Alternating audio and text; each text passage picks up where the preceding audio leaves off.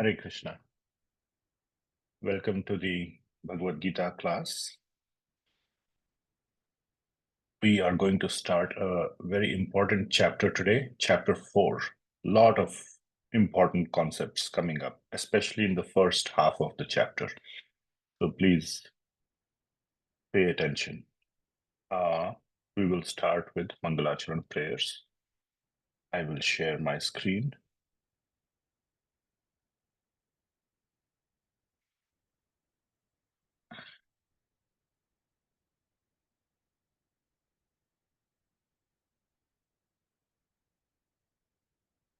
This is Vedabase website, vedabase.io. And within that, we go to Bhagavad Gita. And within that, we go to introduction. And these are the Mangalacharan prayers. Mangalacharan means prayers that invoke Mangala or auspiciousness. And these are prayers to the previous acharyas, to our Guru, to the Lord, Sri Krishna, to Srimati Radharani, and to all the Vaishnavas, that we receive their blessings so that we can understand Bhagavad Gita nicely. We need all this help from all the previous devotees and the Lord himself. Okay, you can stay muted and recite these prayers nicely. The nicer you recite these prayers, the nicer Bhagavad Gita will, the better Bhagavad Gita will go in your heart and mind. Om Ajnanatimirandhasya Jnananjanashalakaya Chakshurunmilitam Yena Tasmai Shri Gurave Namaha. Shri Chaitanya Manobhishtam Sthapitam Yena Bhutale Swayam Rupah Kada Mahyam Dadati Swapadantikam Vandeham Shri Guru Shri Yutah Padakamalam Shri Gurun Vaishnavamscha Shri Rupam Sagrajatam Sahagana Raghunathanvitam Tam Sajivam Sadvaitam Savadhutam Parijana Sahitam Krishna Chaitanya Devam Shri Radha Krishna Padan Sahagana Dalita Shri Vishakhanvitamscha Namo Vishnupadaya Krishna Presthaya Bhutale Srimate Bhakti Vedanta Swami Namine Namaste Saraswati Deve Gauravani Pracharine Nirvishesha Shunyavadi Paschatya Deshatarine He Krishna Karuna Sindho Dinabandho Jagatpate Gopesha Gopika Kanta Radha Kanta Namostute Tapta Kanchana Gaurangi Radhe Vrindavaneshwari Vrishabhanu Sute Devi Pranamami Hari Priye वाञ्छकल्पतरुभ्यश्च कृपा सिन्धुभ्य एव च पतितानां पावनेभ्यो वैष्णवेभ्यो नमो नमः जय श्री कृष्ण चैतन्य प्रभु नित्यानंद श्री अद्वैत गदाधर श्रीवासदि गौरभक्तवृंद हरे कृष्णा कृष्ण कृष्ण हरे हरे हरे राम राम राम हरे हरे श्रील प्रभुपाद की जय. All right. So we are going to start with chapter 4 of the Bhagavad Gita. And here we are.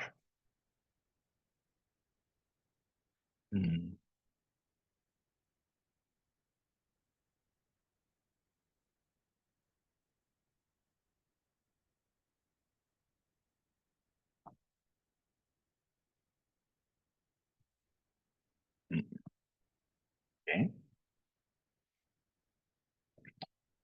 So let me do this quickly.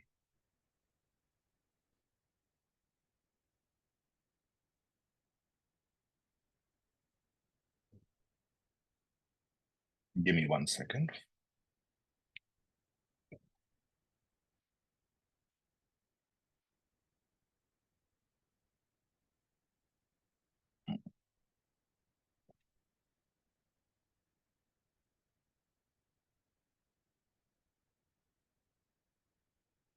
Okay.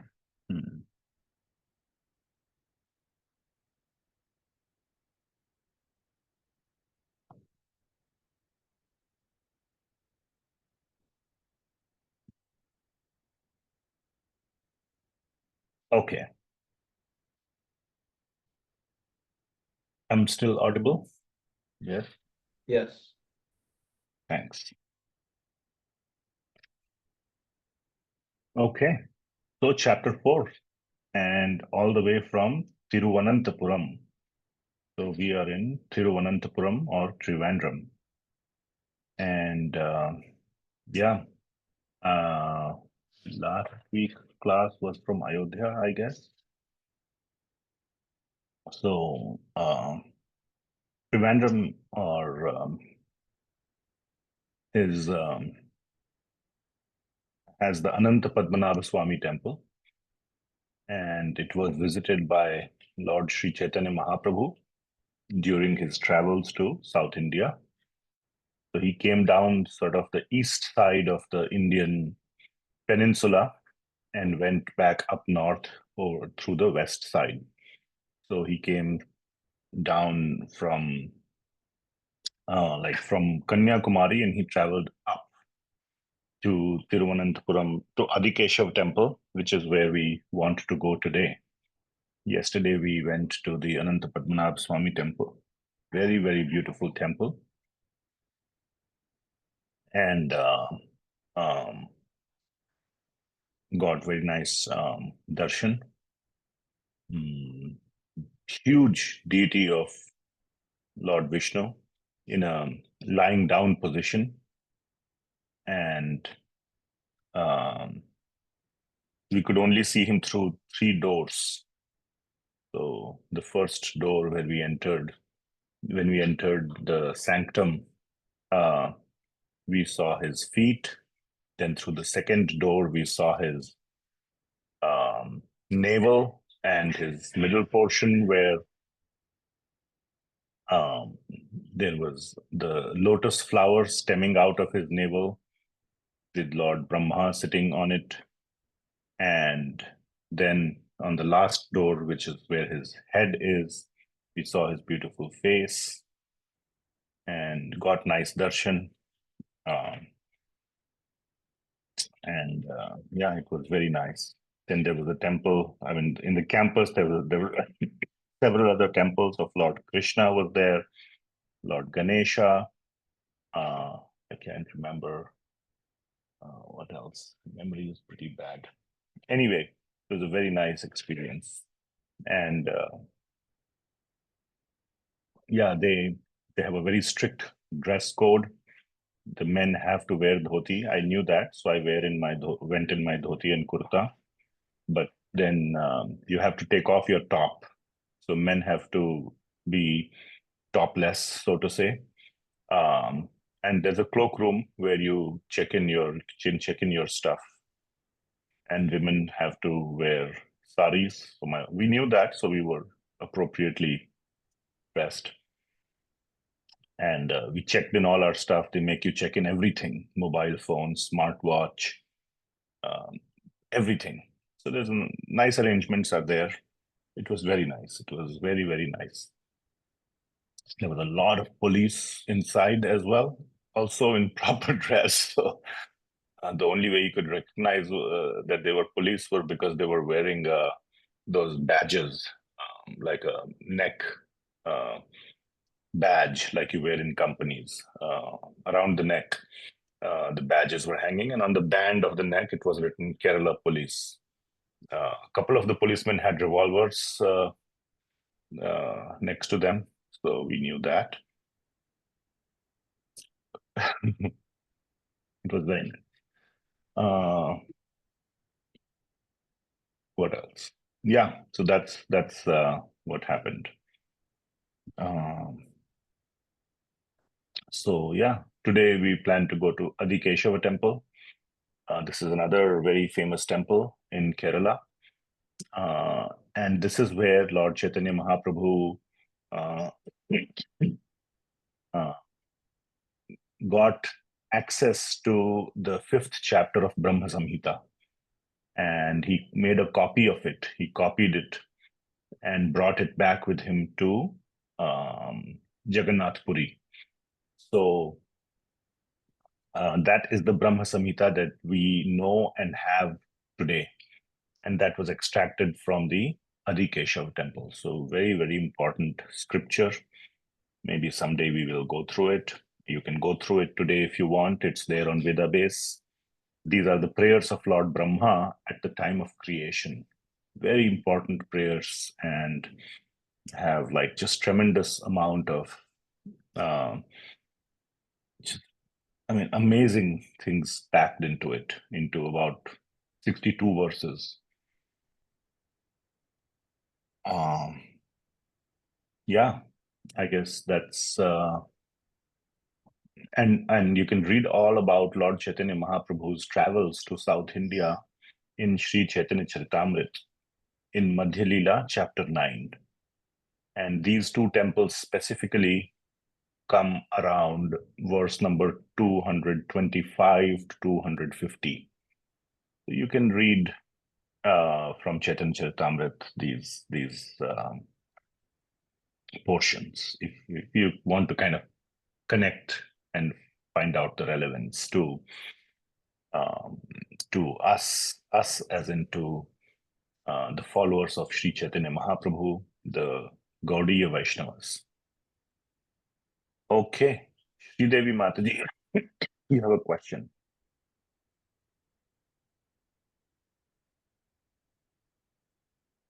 Sri Devi Kopuri. Okay, I guess not. I'll lower your hand.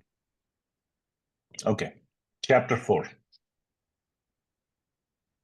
Chapter 4 is titled Jnana Yoga, and there are these other titles that are given. These are the primary titles, though. I mean, Srila Prabhupada has given the title Jnana Yoga, or Transcendental Knowledge. The main titles are given by Sri Adi Shankaracharya. He was the one who took the Bhagavad Gita and gave the titles to each chapter. And the title given by him is Jnana Karma Sannyasa Yoga. And obviously both are correct, and I will explain why. And let's go into chapter 4. So chapter 4 is, how does it link to chapter 3? So chapter 3, if you remember, was an answer to Arjuna's question. So in chapter 2, Lord Krishna started off, when he started speaking, when Arjuna was done with his lamentation and he submitted himself to Lord Krishna, the first thing that Lord Krishna spoke was the science of the Atma. So that was the Atma Gyan. And that was basically the essence, or a very short trailer into the entire Jnana, or the Jnana Yoga section of the Vedas. And that is the Jnana or the Sankhya portion of the Vedas. So that is Jnana Yoga was introduced in the very beginning of the Bhagavad Gita itself. Then during the remaining portion of the second chapter, Lord Krishna talks about Nishkama Karma Yoga, Karmanyeva Adhikaraste Ma Phaleshu Kadachana. So that's one of the core verses of Nishkama Karma Yoga. And then Arjuna asks a question at the beginning of chapter 3, and Lord Krishna begins to explain that how to do. The main emphasis of chapter 3 was Nishkama Karma Yoga, that you must do your action, but without any detachment to the results. So that was an essential portion of chapter 3. Now Lord Krishna begins to resume, or he resumes his discussion where he was actually going from chapter 2 onwards. So he described Jnana, then he described Nishkama Karma Yoga in the later portions of chapter 2. And now he is describing, and then he described or expanded on that Nishkama Karma Yoga in chapter 3. Now he's going to describe how one can perform Nishkama Karma Yoga. Nishkama Karma Yoga is best performed when you have the context, the motivation, or the understanding as to why you are doing Nishkama Karma Yoga. So, and we all see that in our lives. We do something whenever we do something, we do it best when we are fully inspired to do it, when we understand that what is going on. For example, a soldier, when he understands the history of the country, when he understands the whole, let's say he has to go into a war, and if you are just told, we'll just recruit you and all your job is to take this gun and run forward and shoot anybody you see coming from the other side. That's one thing. The other thing is when he understands the whole context of the war, who is the aggressor, who is right, who is wrong, in at least their point of view. I agree there are always multiple points, but at least he understands what's the whole thing about. He will fight with passion. He will do, or anything, a student, or um, uh, anyone will do action better when he understands why he is doing it. And that is Jnana Yoga. So Nishkama Karma Yoga is aided by Gyan. You can do Nishkama Karma Yoga best when you know why you are doing it, or what is the whole context behind it, the knowledge behind it. So chapter 3 focused on Nishkama Karma Yoga. Chapter 4 will focus on Jnana Yoga, what I explained. And chapter 5 will harmonize the two, or sort of connect the two in a very deep way.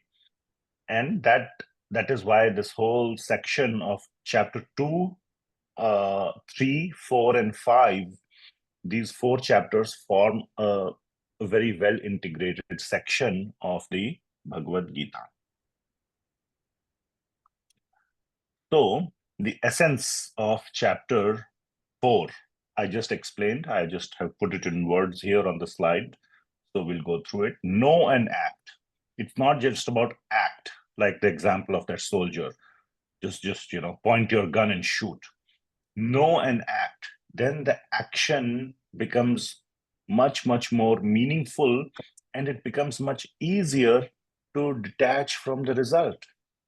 Then the soldier thinks, I'm not talking about Arjuna as the soldier or war, but just in a normal case, that it's not my job to just shoot and come out alive. The soldier then will be willing to even give up his life because he's fully inspired to protect his country, to fight the war. Now, actually, I'm just reminded about one thing here when I'm talking about the soldier, and I may forget. One time or a couple of classes ago or something, somebody asked a question about last week, somebody about fighting the war. And I think it was Pradeep ji, if you're here. Arnab Prabhu. Yeah, my wife remembers that better. So, and one of the things that, and the question I think was somewhere on the lines of whether to, how should one kind of make sense out of it. And then that person said that in his childhood, he was witness to these soldiers coming and praying in front of the Lord before the Kargil war. And I gave other points that, yes, in today's war, we're not talking about Mahabharat war where Krishna was personally present. There are always two sides, and each side feels they are right, and we have to also see the motivation, the inspiration of the soldier, what he's praying for, etc. But the other thing is that another important point is that, which my wife reminded me, is that it is the duty of Kshatriyas to protect the citizens, and more importantly, to protect Dharma. And in the right mindset. Now, again, we don't know if today's, let's say, the Indian military, they're all Kshatriyas in that sense, in their qualities, in their whole thinking. We never know who's what. But in the ancient times, in the Vedic, according to Vedic principles, it's the duty of the Kshatriyas to protect Dharma, to protect the Brahmanas, so that the spiritual activities can continue without interruption. And that is why every country or every state needs a strong army, or what you call a strong defense. And that's just part of the even the Vedic system. So if you remember, when Vishvamitra ji in Ramayana was doing his various yagyas, and the whole group of rishis were doing that, the demons were coming and attacking. And that is why Vishvamitra ji went to Dashrath Maharaj and said, give me your two sons, Ram and Lakshman. And they were Kshatriyas. Lord Ram is Lakshman, they are in the family of Kshatriyas, to protect the Brahmanas from these attacks by the demons. So he took Ram and Lakshmanaji, and they killed the demons and protected the Brahmanas. So that's the duty. We saw in Ayodhya, there is a place called Hanumangarhi, and where after Lord came back from Lanka and his 14-year exile, when he ruled Ayodhya, Hanumangarhi is the place where Hanumanji used to reside, and it's on top of a hill. Basically, he was like, seated on top of a hill to protect Ayodhya. Of course, Lord Ram is already there, and he is the inspiration or the power behind Hanumanji's power. But still, Hanumanji was sitting there. It's on top of that hill to protect Ayodhya. So that is the sort of the other aspect of a soldier. Anyway, coming back to chapter 4. By the way, from Ayodhya, we couldn't go further. We had to suspend our yatra and run back to Bangalore to take care of some things. And then from Bangalore, we came to Tirunanthapuram. We had plans to go further in Uttar Pradesh to Prayagraj and Kashi, but we'll see when we will be able to do that. So that's what's going on. Anyway, some devotees were expecting us in Prayagraj and Kashi, but yeah, that's why I wanted to just mention that we were not able to go further from Ayodhya. This place, Ayodhya, Kashi, and Prayagraj, are considered a triangle, a holy triangle. So devotees visit all these three places. They're not far from each other. Okay. So coming back to chapter 4. So know and act. So that action with knowledge is the best kind of action. And here the knowledge is about Nishkama Karma Yoga and about Jnana Yoga as well, so that you can perform Nishkama Karma Yoga properly.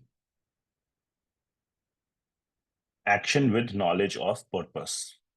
So yeah, same things I explained. But more importantly, later in the Bhagavad Gita, we will not only come to know about the knowledge of Atma, or the soul, or Sankhya, but knowledge about Krishna himself, his incarnations, his lilas, and all that will come from chapter 7 onwards. Chapter 7, we will dive into Bhakti deeply.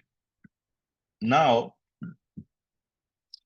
but in the first portion of chapter 4, Lord Krishna dives already into Bhakti deeply, and we will see that, and that's what makes the first portion of chapter 4 very significant. So, chapter 4, it begins with, so Lord Krishna is resuming his discourse on Jnana Yoga. He explained Nishkama Karma Yoga deeply in chapter 3. Now he is explaining Jnana Yoga as to how or with what motivation should one do action. That is Jnana. So he first describes the importance of receiving Bhagavad Gita in disciplic succession, or in parampara. So chapter 4, text 1. Shri Bhagavan Uvacha Imam Vivasvate Yogam Proktavan Aham Avyayam Vivasvan manave praha manur ikshvakave bravid. The personality of Godhead, Sri Krishna said, I instructed this imperishable science of yoga to the sun god Vivasvan. So our present sun god his name is Vivasvan. So whenever you look at the sun, the person behind the sun is Vivasvan. So, and Vivasvan instructed it to Manu. So Vivasvan has a son whose name is Vaivashvata Manu. So he is Vaivashvata Manu, the father of mankind. So Manu, and Manu in turn instructed it to his son Ikshvaku. So that is how the dynasty starts. And in this dynasty, Lord Ram appears later. So that's why he's known as Surya Vamshi, or in the Sun dynasty. Lord Krishna is in the Moon dynasty. So what the point is being made is that Lord Krishna is saying, I instructed this. Proktavan aham avyayam. I spoke this. Aham avyayam, this imperishable avyayam, this spiritual knowledge. First time I spoke it to Vivasvan, and from there onwards, it was passed down from Vivasvan to his son, Vaivashvata Manu, to his son, Ikshvaku, and so on. And then in text 2, which is a very important verse, he says, Evam parampara praptam imam rajarshayo viduhu sa kaleneha mahata yogo nashtah parantapa. This supreme science was thus received through a chain, or the chain of disciplic succession, and saintly kings understood it in that way. Rajarshayo, Raja Rishi, saintly kings. Raja Rishi means they are saintly and they are Raja and they are kings. Understood it in that way. But in due course of time, Kaleneha Mahata, this succession was broken, and therefore the science as it appears, appears to be lost. Yogo Nashtaha. This yoga, this knowledge of yoga was nashta, was destroyed over time. So we will deal with it's the knowledge destroyed over time a little later. But first, I want to focus in these two verses. Lord Krishna is telling the importance of receiving this spiritual knowledge, and Bhagavad Gita is the essence of spiritual knowledge in parampara, in disciplic succession. So these are very important verses, and that is why parampara is very important. Now, I'm not saying our parampara is the only parampara. Nobody should say that. We have parampara comes from a chain of unbroken disciplic succession from the Lord. Now, it could be a shiksha or a diksha chain. That is totally fine, but it has to be a chain. What is the meaning of a chain?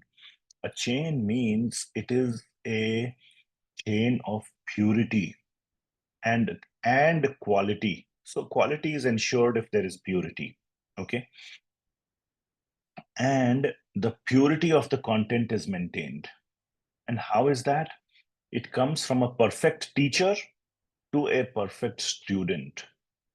And then the student becomes a teacher and gives it to the next perfect student, and so on and so on. So like that, the chain continues and the content is transmitted as it is without distortion. So it is very, very well maintained. And that is the sort of the real meaning of parampara. You can say that he's my teacher, like he accepted me as a disciple, but you may not be a very serious disciple in terms of receiving the knowledge without diluting it, without removing some essential portions. You understand the knowledge, and you understand the knowledge in entirety, not just the portions that you like or you connect with, in entirety, because your job is no longer that I want to understand this knowledge for my benefit. You are the holder, you are the caretaker, you are the transmitter of the knowledge. You are a link in the chain. You have to transmit every byte, every pixel has to be, so to say, transmitted to the next one. So it is a great responsibility that one is bearing upon their shoulders to transmit all, or the ability to transfer all of the knowledge to the future generations, to the future disciples. So that is called as parampara. And there are four primary such known chains: the Shri Sampradaya, the Rudra Sampradaya, the Kumar Sampradaya, and the one which we fall under is Brahma Sampradaya. And these are the four primary sampradayas. There's a lot of conflict. Oh, you're not in any sampradaya. There are many other sampradayas as well, but these are the most well-known. Okay, so one should not think that outside of these four, everybody is fake or bogus. That would be an offense to those devotees. Anyway, it is up to them. Here we are not here to award degrees or certificates to anybody that I am more genuine than you. It is about our own practice, our own sadhana, and we must connect to a very high quality, pure sampradaya for our benefit. That's it. And then learn the knowledge from a perfect teacher. So there may be many, many perfect teachers. We, as in Gaudiya Vaishnavas under Chaitanya Mahaprabhu or under Srila Prabhupada as ISKCON, there is no monopoly that we are the only ones who know Bhagavad Gita. There are so many wonderful devotees in different parts of the family tree that know Bhagavad Gita and the supreme knowledge about Krishna, about the Vedas very nicely. So there should be deep and complete respect for such sampradayas, such teachers, such disciplic successions, lines of disciplic successions in our heart. But we must find such a teacher and completely connect and submit and learn from them and try to become a perfect student. So that should be our instruction or our takeaway message. I can tell you that Srila Prabhupada is a perfect teacher. So if you want, you can connect with Srila Prabhupada and his Bhagavad Gita and get the perfect understanding, the purest understanding of the Bhagavad Gita. You're welcome to look for another teacher. That's totally fine. But I can tell you that I can introduce you, or I can say with 100% faith that here is at least one perfect teacher. So it's up to each one to get connected to a perfect teacher and get the perfect understanding. Okay, so Lord Krishna says that he spoke this knowledge to Vivasvan, Proktavan aham avyayam. Ivam Vivashvate Yogam Proktavan aham avyayam. I spoke the supreme science or the supreme knowledge to Vivasvan. And then people say, was there a Mahabharat war where Vivasvan was involved and was the same Bhagavad Gita spoken? That's not the meaning. The meaning is that when Krishna is saying, I spoke this, he spoke it in a different he might have spoken it in a different context, but the content or the essence or the concepts were the same. Just like Uddhav Gita, Lord Krishna spoke Uddhav Gita as well to Uddhavji. The context was very different and the verses were very different. Uddhav Gita is captured or is available as part of Srimad Bhagavatam, Canto 11. So the context was very different, but the essential message, the concepts were exactly the same. So why is Krishna mentioning this historical aspect as part of the Gyan? The first thing that he's trying to establish is the significance of this Gyan for us, that Bhagavad Gita is timeless. It's not, many people I have heard say, oh, Bhagavad Gita is meant for that age. It doesn't. apply today. These concepts are old, these are ancient, these are backward concepts. I can tell you I'm a pretty modern person. I was educated in modern science and as an engineer and all that stuff. I cannot find one thing in the Bhagavad Gita that does not apply today. One thing. That's just my personal understanding, my personal conviction, and I hopefully can convince you about it also. So if you want to ask questions in that area, welcome. But Bhagavad Gita is timeless and it is time tested. It doesn't need to be changed. Even the United States Constitution has been changed so many times with amendments because they found some flaw. Oh, it shouldn't be like this, it shouldn't be like that, let's change it. Like, after some time they realized, oh, president cannot become a king for life. Then they put a term, 2 terms maximum each president. So, so that there is mandatory giving up of one's position after maximum period of 8 years in the United States, for example. So things have to be changed to make them better. Bhagavad Gita, the concepts does not need to be changed because it is coming directly from God, and it shows us that how solid and how time tested these concepts are. So that is the significance of Lord Krishna mentioning the history of the Bhagavad Gita. Then in 4.3, Lord Krishna mentions a very important point. And this, so one thing, that Bhagavad Gita itself is the Jnana. So this Jnana that we are trying to understand is Bhagavad Gita itself. So Bhagavad Gita is not telling us, oh, you have to understand some other Jnana, and Bhagavad Gita is just pointing, hey, go get that Jnana, and that Jnana is some other book. Bhagavad Gita is itself that book, and it is pointing to itself here, saying one must get that Jnana for performing actions in one's life. Now comes a very important point. Eligibility criteria for getting the Bhagavad Gita. Getting as in to really get it, to really, for it to click for you, for it to really make sense to you. There are 2 very important qualifications. And let's read that.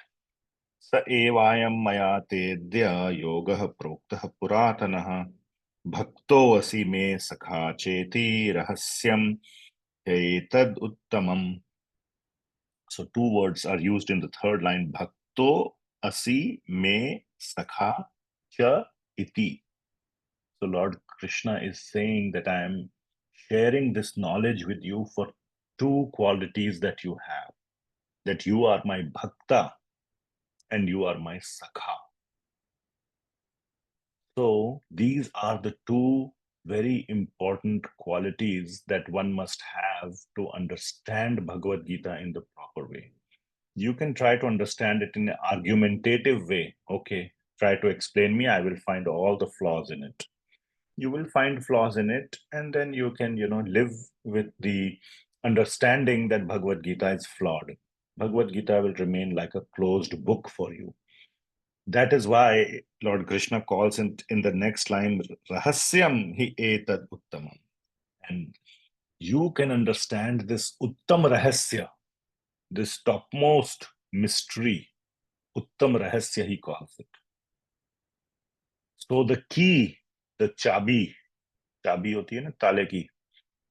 So the key to unlock the lock is bhakti and a mood of friendship. Means not like a friend who plays cricket with you, but friend means a cooperative, a person who is aligned with the other person. So very close meanings. Devotee is also aligned and he is also cooperative. But that mood of being aligned is what is being brought out in Sakha, like-minded. So trying to understand what Krishna is saying with a very, very open mind and with a very in submission, that yes, this knowledge is true. My friend is my well-wisher. Krishna is my well-wisher. So he doesn't have any hidden agenda. That is how a devotee and a friend thinks about somebody else to whom he is devoted to. That whatever he is saying, there is only one agenda. What is that agenda? My benefit. So Bhagavad Gita is being spoken by Krishna for whom? Not because Krishna wants more devotees, more bhaktas. Krishna doesn't care if he has one bhakta or a million. He rejected so many people who came to him with false offerings. Duryodhan wanted to offer him so much, and Krishna rejected it and went to Vidura just to eat bananas. So Krishna doesn't want anything from you. He is only here to give. He is our well-wisher. That is the meaning of devotee and friend.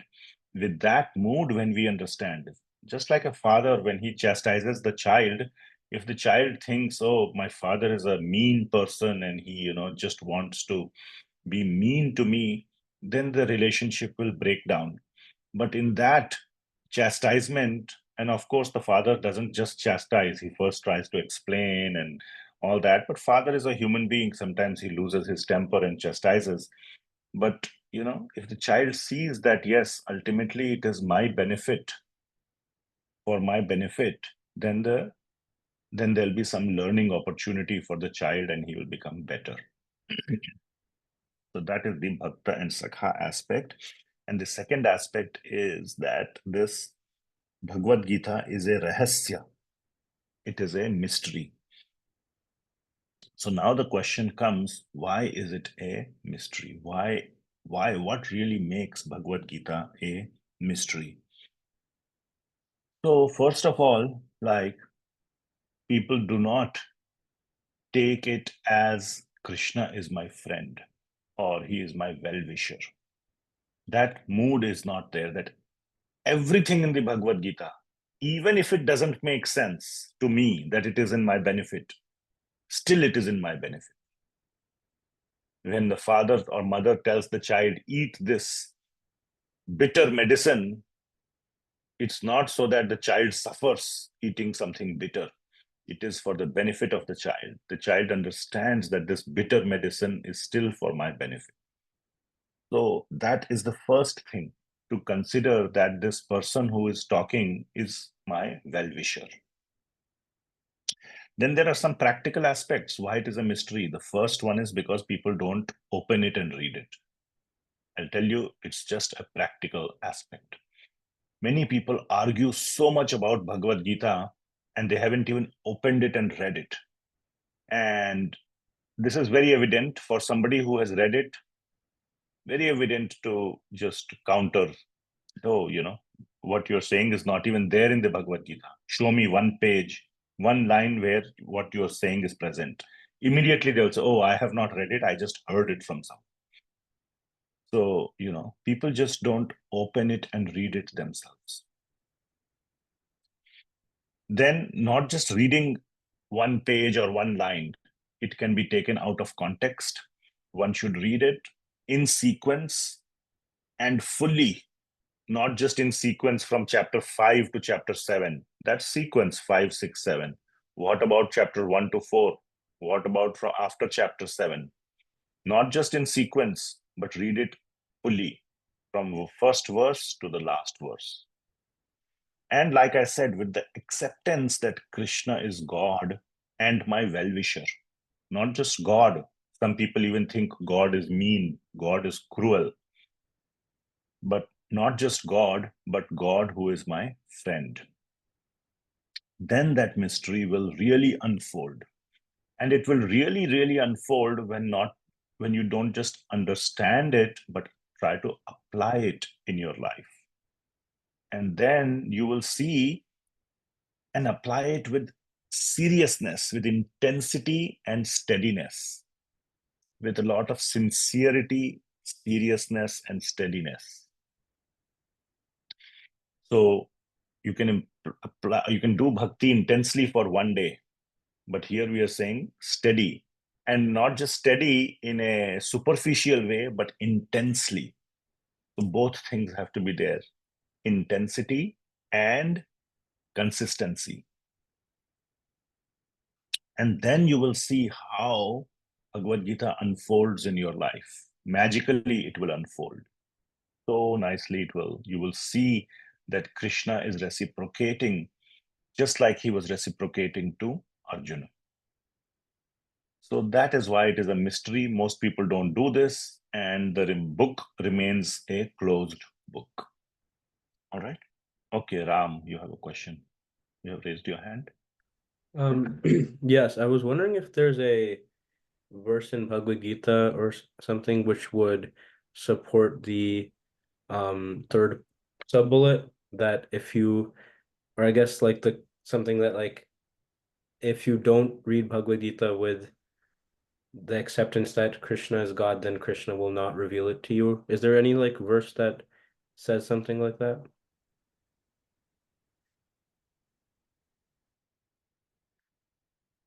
So your question is, without the acceptance that Krishna is God?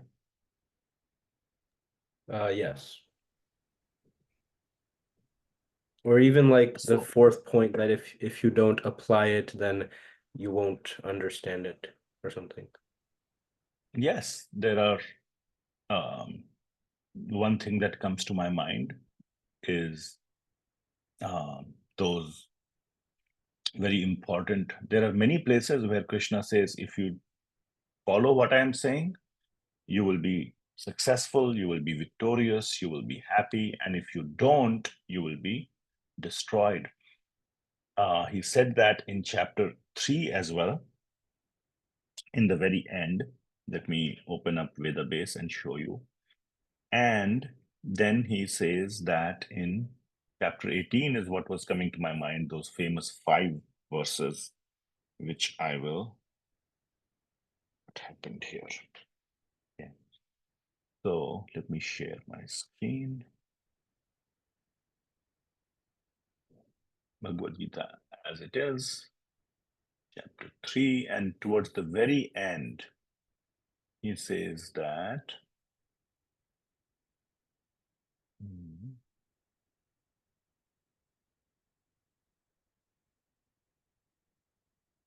Where is that?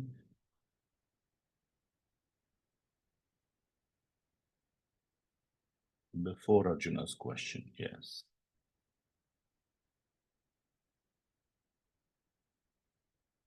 Yes. Remember 30, 31, 32? 30 is the Bhakti verse.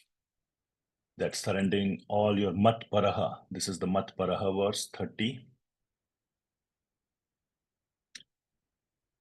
No, not that was in chapter 2. So this is the Mai Sarvani Karmani, Sanyasya Adhyatma Chetasa. So doing all your activity and surrendering those results to me.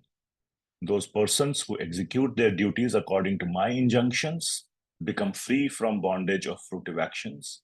But those who out of envy disregard these teachings and do not follow them regularly are considered bereft of knowledge, befooled and ruined. Nashta, I think that is, or pranashyati. Let's see what is the word. Yeah. Vidhi nashtan achetasa. So they get destroyed. That is one direct reference from chapter 3. And then in 18, there are those famous 5 verses divided into 2.5 and 2.5. Remember that 2.5. And this is at the end of Bhagavad Gita, and it therefore applies to the entire Bhagavad Gita. And this starts from 56 onwards. So 56, 57, and 58.5.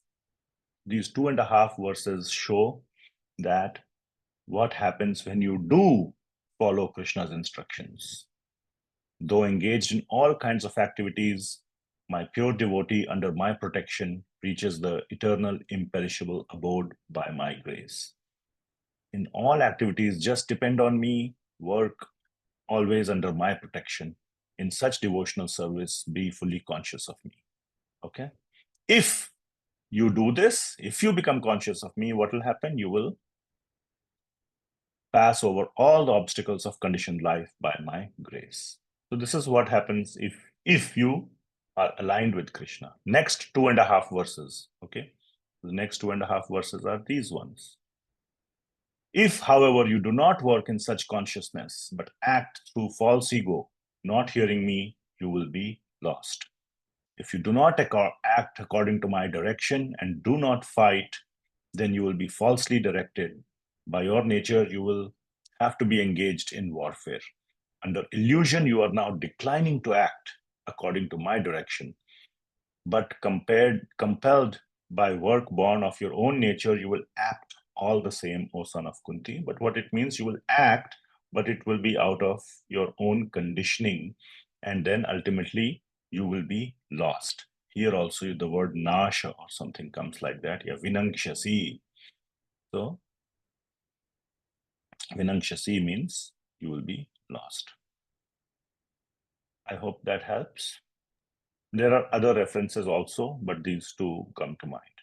Yeah, that's really great. Thank you. Okay. We will continue.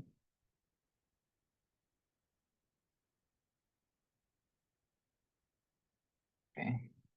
So that is verse number 3. Then verse number 4. So see, Arjuna is asking a question. So what's the question he is asking?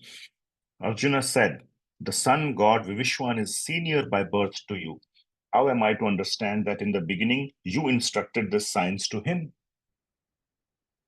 So Arjuna is asking a legitimate. Now Arjuna here in the purport somewhere in 4.4 or 4.5, you will see that Arjuna is not dumb. He knows that Krishna is God. He is asking this for our benefit.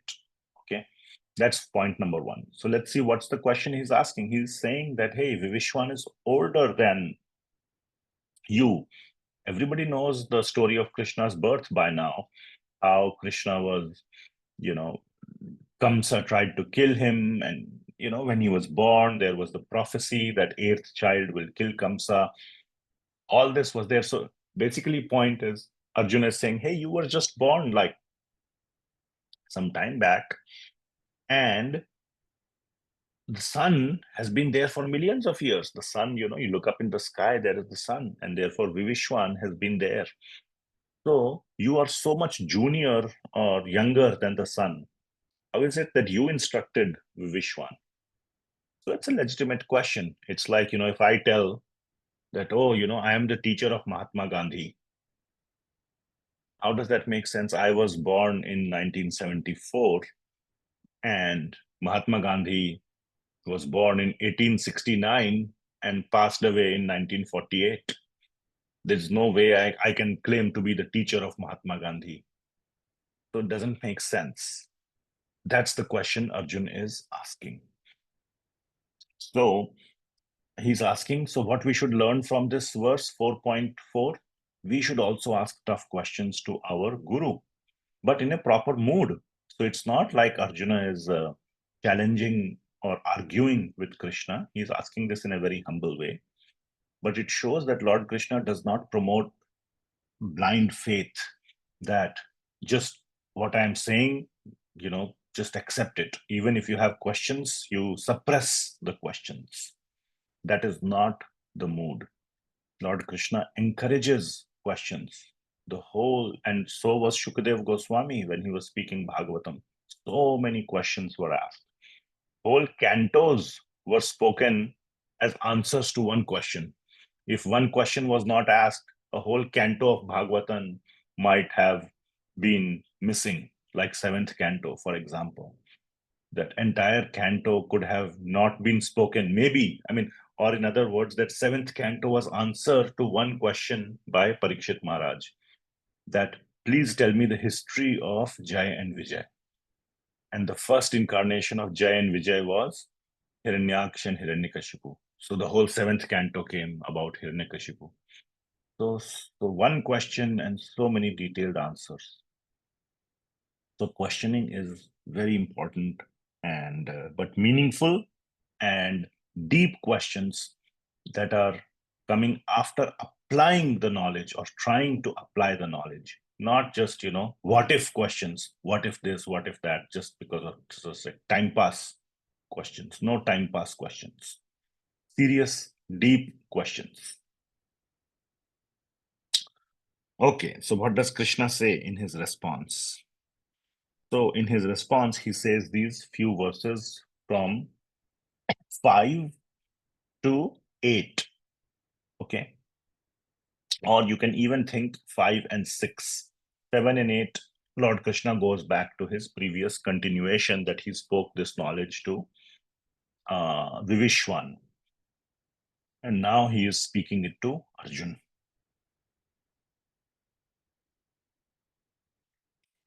So 4.5, Lord Krishna says, Shri Bhagavan Uvacha Bahuni me vyatitani janmani tava Arjuna tava cha Arjuna tanya aham veda sarvani na tvam vedha parantapa. That bahuni me vyatitani, vyatit kiya hai, vyatit means past, bahuni me cha me vyatitani janmani, many janma. Now the word janma is being used, and I will clarify that man or human or whatever have birth and death, janma and mrityu. So even though Lord Krishna is using the word janma, what it means is appearance and disappearance. So the Lord is saying here that I have taken many appearances and disappearances, or I have appeared and disappeared so many times. And the other point is that Tani aham Veda sarvani. Veda means to know. And that's why the Veda means that which is to be known. So Veda means I know. Aham Veda sarvani. I remember all my previous and even future appearances and disappearances. And na tvam, but you don't. So you are thinking that as if this is when I was born as son of Devaki was my beginning of my life or something like that.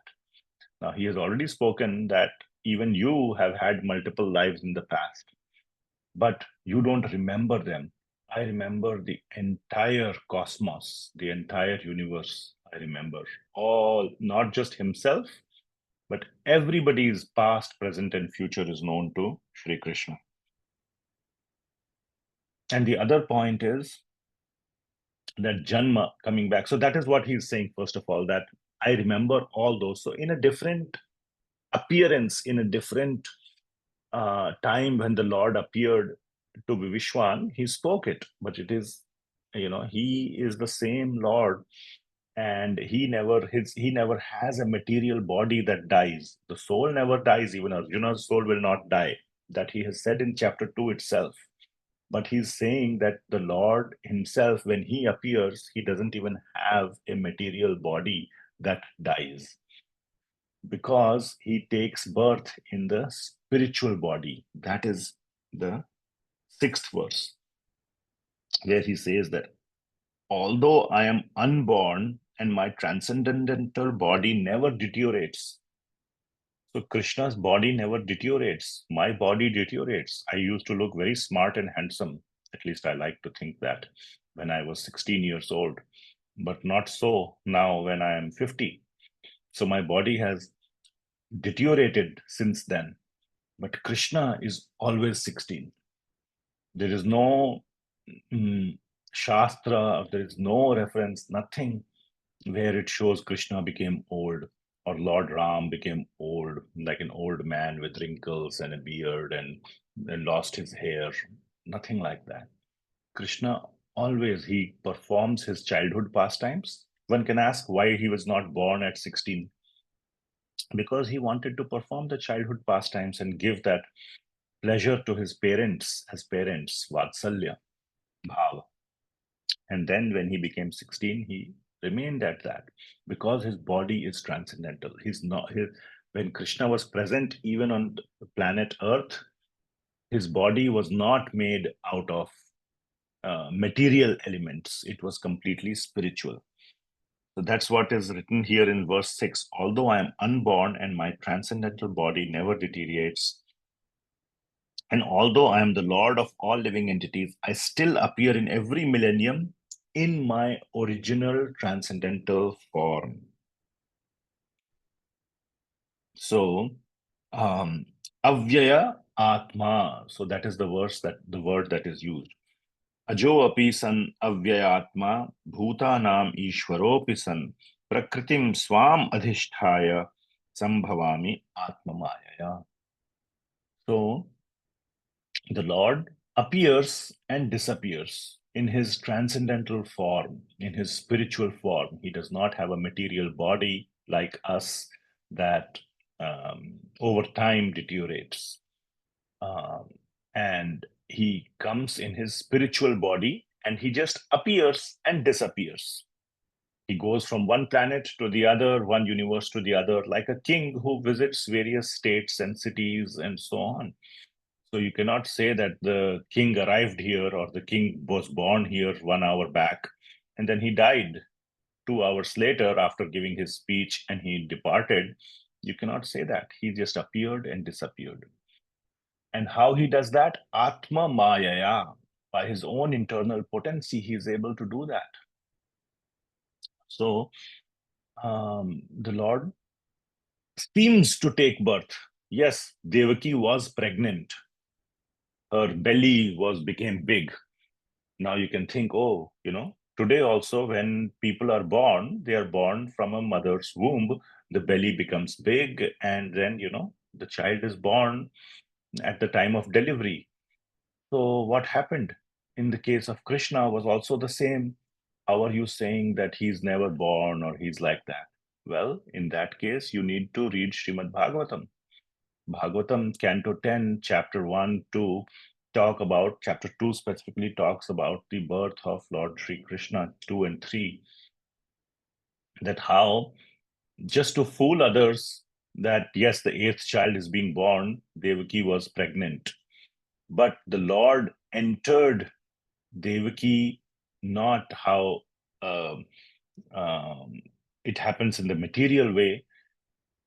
Vasudevji meditated on Lord Narayan or Lord Vishnu, and he appeared before them and told that you had wanted me as your son, and that's why I will become your son. He entered into Vasudev's mind, and from Vasudevji's mind, he entered into the mind of Devaki.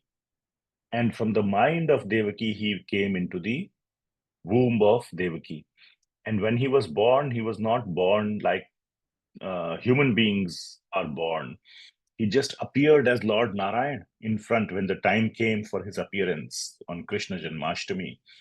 He appeared as Lord Narayan in front of Devaki and Vasudev, the full blown, handsome, awesome Narayan, and then converted himself into a baby Narayan with 4 hands. And then Devaki got surprised, what is going on? And she said, why don't you, get rid of 2 of your hands? I want a 2-handed child, not a 4-handed child.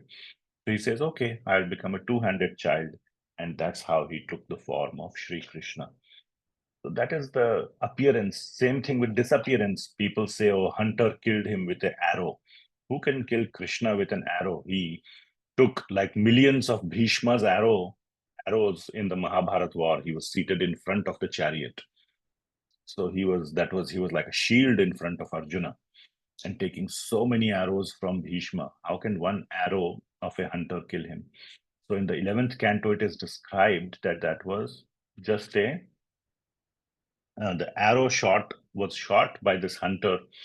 It hit Lord Krishna, but that was just a way to tell the world that, or those who are ignorant, that the Lord does these things. Okay, you want to believe that I was killed? Here is a small, you can be happy with this. So in the Bhagavatam, it is described that the Lord just disappeared. He just went up in the sky. If he's like, if he dies normally, then he would be, his body would be there. along with all his paraphernalia and chariot and everything, he just ascended up. Whoever was present could see the Lord ascending up in the sky. And as he was going up, all the devatas who were there in the upper planetary systems, they all saw him going up and leaving from this universe. So all that is described in Canto 11 of Srimad Bhagavatam. So the Lord appears and disappears. He does not get born or die like we do. Okay, yes, Nitika Mataji. Hare Krishna. My question is like how one can scientifically believe that Lord was born just by like meditating in the mind, and how did he You, like travel from one mind to the other? I mean, scientifically, it's I know Lord can do anything, but scientifically, it's difficult to kind of comprehend that. the moment you added the word scientifically, my answer is you cannot. Cannot. Scientifically, so many things in spiritual um, domain cannot be spiritual. What is science? Is what? Again, this can become it's a whole class, and this is a topic of my interest. But so we can have a long discussion on this, which I will try to summarize. Science, by definition, means something that is empirically and materially observable from our material senses. That is science. As per modern, and that's what I'm understanding, you're using the word science in that context. And something that is not material at all, how can it be perceived from our material senses? It cannot. And this was said by Lord Krishna in about the soul as well. The soul is also spiritual. The same question you should ask about how do I know scientifically that there is a soul? And the answer is the same. You can't. So everything in the spiritual domain, everything will have that answer. Because science is, it's like saying, I'm seeing with a red filter. I have red glasses on my eyes. That's a given. That's like you're wearing the glasses of science. Now you're saying, show me how it is blue. Something, if I show you a blue, whatever thing, you're wearing red glasses and you're saying, show me, I can't see it. Prove to me that it is blue. How is it possible? You have to take off the glasses of science, and then you will.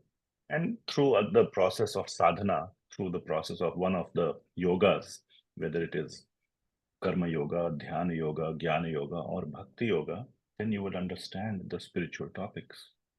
The modern definition of science was created. Now, it was created for good reason. Okay, I am a scientist, or what that not a scientist, but a scientist background and a mentality. There was a lot of misuse of spirituality because it cannot be. Most people are not very spiritual in general, even many years ago, hundreds of years ago. And they are going about doing their jobs. The carpenter is, cutting the wood, and whatever the, farmer is growing the grain. And all these so-called spiritualists were oppressing these common people, saying, oh, this is spiritual, you don't understand. And give me your money, or, submit to me, then good things will happen to you. They were trying to portray themselves as God or men of God, and trying to oppress the common people in the name that you cannot see it, it's spiritual. They would say, okay, show me the benefit. If you want me to become your servant, tell me what benefit I will get. Today's servant, what he gets salary, correct? It's hard cash. He can count the cash. He can touch the dollars. Those days, oh, good will happen to you. You will get punya in your next life. All these bogus things were told. I mean, next life is not bogus, but the fact that he can guarantee that it will happen. if he gives him so much money or whatever. And the people could not see it. Hey, it's not happening. It's not happening because this guy is bogus. That is the reason, not because the theory is wrong. So in the Industrial Revolution, and same thing, there was this whole, the church had so much, and this came from the West, the church had so much control. This was not just happening in India, more it was happening in Europe. The church had so much clout on the common people that anybody who went against one word of the church was killed or whatever, was faced very severe consequences. And the church would be hand in gloves with the king or whoever their favorite king was who would support the church. It was like a, you scratch my back, I scratch your back. So the king and the church were together. The king would say, oh, see, God supports me. God means the church supports me. So you must do all these things for me, be my slaves.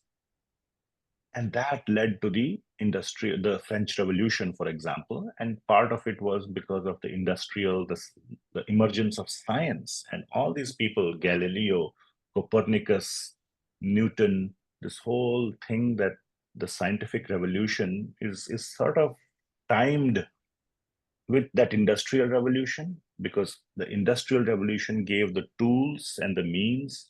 One of the big things that industrial revolution did was to print books. So knowledge can now be handed out. It's like the internet. A person in the village can have the same knowledge that somebody in New York or San Francisco can have. The internet gave that. So book was like an ancient internet. If you have the book, it's now not just the priest in the church that has access to it, but a common man who has a copy of the book. So book is like the ancient internet. You see my point? So that knowledge, that is the industrial revolution, enabled the scientific revolution. Okay, like Newton's Principia Mathematica, when he wrote it, it was printed. Other people could get access to it and they could add to it. That's the process of science. You publish a paper, other people instantly read it, and then they build on top of it, and science continues today in that way. Imagine if there was no internet and no printing, could science make progress? No. So that whole thing was aligned with each other time-wise, the Industrial Revolution, the Scientific Revolution, and the Political Revolution, the French Revolution. It started there and then spread across Europe. And the fall down of the church happened. And, the common people got control, so to say. Anyway, the point was, people said this whole, sleeping in the bed with each other, church and state, they are hand in gloves. They are, let's separate this out. And they said, if the church has to say, God exists, show me God exists.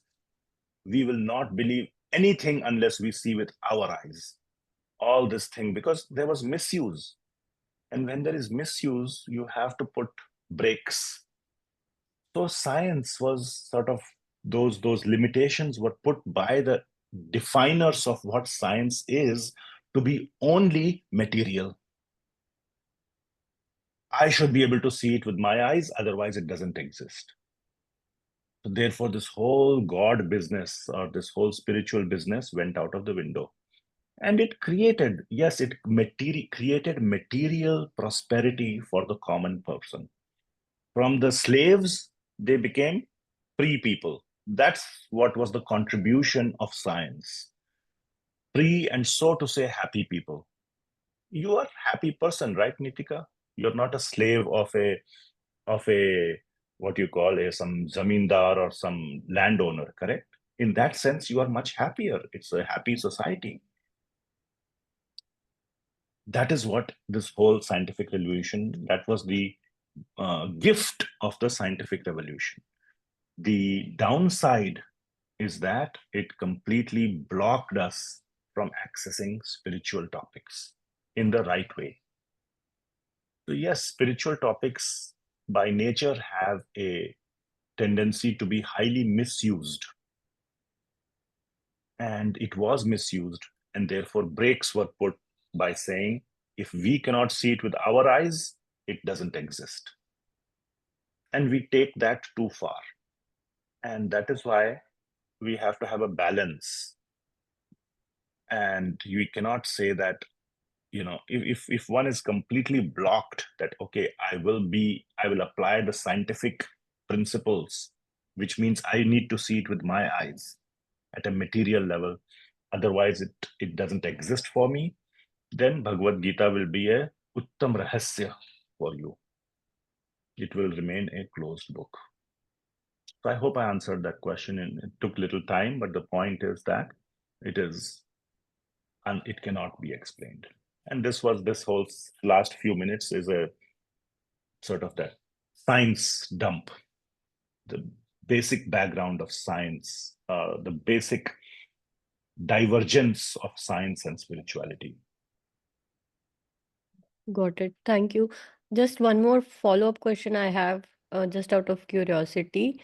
Is there any other soul that was born through this mechanism apart from Lord Vishnu or his different incarnations? Is there anybody else who was able to utilize that kind of knowledge? You mean to say, I want to understand you, that who was born not in the usual way of Yeah. the union, Yes. man and woman? Yes.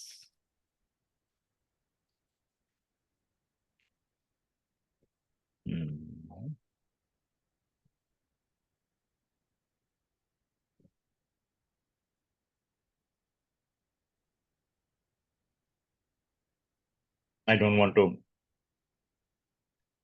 spend my time thinking online. If I think of something, I'll respond in the next class. Okay, sure. No worries. Okay. Hare Krishna. Thank you, Hare Krishna. Good question. All right. So 4.7 and 4.8, very important verses. These verses were popularized by the Mahabharata serial. So Lord Krishna, after saying that he has had unlimited incarnations or that he remembers, and all his incarnations, in those incarnations, he had a spiritual body, not a material body. Then he says why he is taking those several incarnations, the purpose of his incarnations. So the Lord has many, many incarnations. And these are the two famous verses, 7 and 8. Yada yada hi dharmasya glanir bhavati bharata abhyutthanam adharmasya tad atmanam srijamyaham. Srijami aham, which means, srijami means I appear. Aham, I appear. What happens? Yada yada hi dharmasya glanir bhavati. When dharma is destroyed or is attacked. Abhyutthanam adharmasya. And the rise of adharma happens. So when dharma goes down, adharma rises. Then tad atmanam srijami aham. I appear myself. So the translation is, whenever and wherever there is a decline in religious practice, O descendant of Bharata, and a predominant rise of irreligion, at that time I descend myself. So, and the 4.8 is another famous verse, Paritranaya sadhunam vinashaya chatushkritam dharma samsthapanarthaya sambhavami yuge yuge. So we'll take that verse first. There are three purposes of the Lord's coming to the material world. One is Paritranaya sadhunam. Paritranaya means for the pleasure or for the deliverance, for the benefit of who? The sadhus. Sadhus means the devotees, those who are friends and devotees of the Lord, bhakta and sakha. So for those people, the Lord appears. And this is the primary reason. And that is why this is the first one that is mentioned, Paritranaya sadhunam. Second is Vinashaya cha dushkritam, to kill the dushkritas, the demons, the enemies of the Lord or the devotees. And dharma samsthapanarthaya, to establish dharma. The Lord comes, sambhavami yuge yuge. Whenever, yuga doesn't mean just one time in one yuga. It means yuge yuge, time and again. To deliver the pious and to annihilate the miscreants, as well as to re-establish the principles of religion, I myself appear millennium after millennium. So these are the three main reasons for the appearance of the Lord. And among these three, the primary is to give pleasure to the devotees. Vinashaya chidushkritam and dharma samsthapanarthaya can be done by his assistants as well. For example, Yudhishthir Maharaj, he could vinashaya chadushkritam, he could kill with his power. Yudhishthir Maharaj is so powerful, obviously along with Bhima and Arjuna. They can establish dharma themselves. But the devotees of the Lord want to see the Lord himself. So the Lord appears mainly to give pleasure to his devotees. The devotees will not feel that connected with Yudhishthir as they would with Krishna, for example. A devotee of Krishna wants Krishna. So just like, a child likes to be with his mother, not that much maybe with his mausi or mother's sister. Mother's sister is also very dear, but there's just a whole different love for one's own mother. Similarly, for the devotee, the Lord's other devotees are also very dear, but there is also special attraction or affection for the Lord himself. And for that reason, the Lord mainly comes, paritranaya sadhuna. And coming to the previous verse, Lord says that I have some yada yada hi dharmasya, and then also sambhavami yuge yuge. He appears so many times. There are unlimited incarnations. We say dash avatar. It's not just 10 avatars. It's not any finite number. Srimad Bhagavatam expands on those 10 and makes it 22 avatars, or gives us reveals 22 avatars in Canto 1, Chapter 3. And then later on throughout the Srimad Bhagavatam, there are more appearances of the Lord beyond the 22. So many avatars are there, and there are so many undocumented avatars also.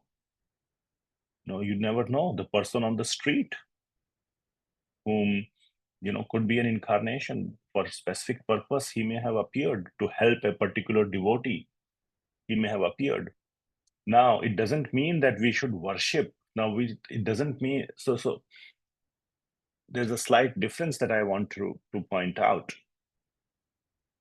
When we connect with Bhagavan for the devotees, it's not like we can take any piece of stone or any person and say that, oh, he is God or he could be God. For purpose of devotees to connect with and to worship Bhagavan, they have to be a Vedic incarnation or an avatar. We establish that, your connection and your worship should be for the Vedically or those forms, those avatars of Bhagavan that have a Vedic reference, a scriptural reference. But it does not mean that those are the only avatars. So that is the difference. Okay, I hope it is clear. The Lord can take many, many, many unlimited, anonymous incarnations, anonymous. But for our worship and our connection, we cannot just take anybody and say, oh, he may be an anonymous incarnation, so let me just, start worshipping this random person. No, our worship should be directed towards a Vedically referenced incarnation. Okay, I hope that part is clear. All right.